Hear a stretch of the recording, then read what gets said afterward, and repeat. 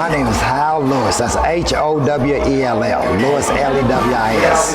Boxing has just been my whole life. I was 10 years old when I started. I started boxing here back in '60 at the old boys club that used to be on Boonville. I went to Catholic school for about 6 years.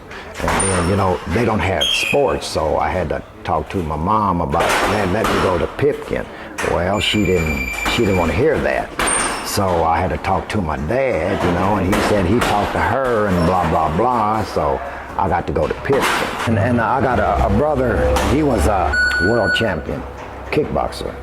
Now he traveled to Japan probably about 30 times to fight. Yeah, he was he was, I hate to say, but he was so good. You know, they made a cartoon character out of him in their paper. And then I turned pro at 18, and then I fought pro until I was 40. And then I still had my gym, but I was fighting at the same time and working at the same time.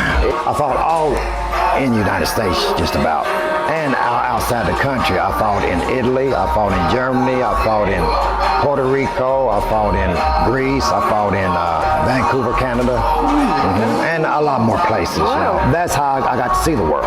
You know, was through boxing. I just at the right places at the right time, and that's all. That's what it takes. So sometimes you never hardly remember your wins, but you will remember those losses.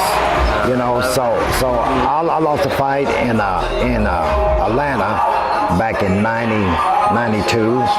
Then I lost a fight in Madison Square Garden, and that was back in '90.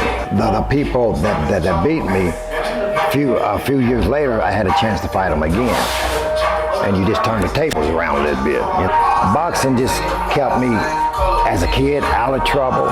You know, your parents know exactly where you're at the boys club. They know where to find you. Yeah, you know. But as I grew, you know, I always wonder what did I want to do. You know, but it was always boxing. So I'm in here with all these kids. But the only thing about this is these kids will keep you young. I'm 66. So all of my friends, they doing different things, you know, and to me, that's like, well, you know, I'd rather go over here and play with my kids, you know. Yeah. You know, because they keep you young. Keep you? Yeah, exactly. Yeah. I don't have time to play checkers or dominoes or cards. I love it. No. I still spar with them every day. On a Thursday night, I have a church group over here of ladies that come. See, they just come out to work out and have a good time, get a good time, you know. Well, there's ladies, you know, probably in their 60s, you know, and 20 and 30 and 40, yeah. And then the oldest man that I had boxing here, and he was 71. I was in Las Vegas, and he was coming outside of Caesar's Palace, you know, because we fought that night in Caesar's Palace, you know, and he said, there's Ali. I'm like, oh no, man, you know what you're talking about. Yeah. Until I looked over there, and it was, but it's so many bodyguards, you know. Yeah. I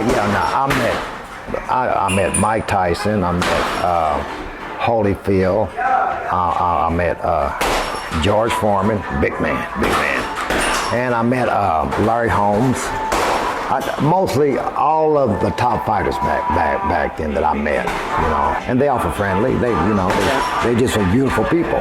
When I fought in Madison Square Garden, I was on the elevator, and Ken Norton, Ken Norton was right behind me, and he said, "How?" And I turned around, it was Ken Norton. I'm like, "Yeah, Mr. Norton, a little bit more practice, you might have won that fight." So I had a good life in boxing.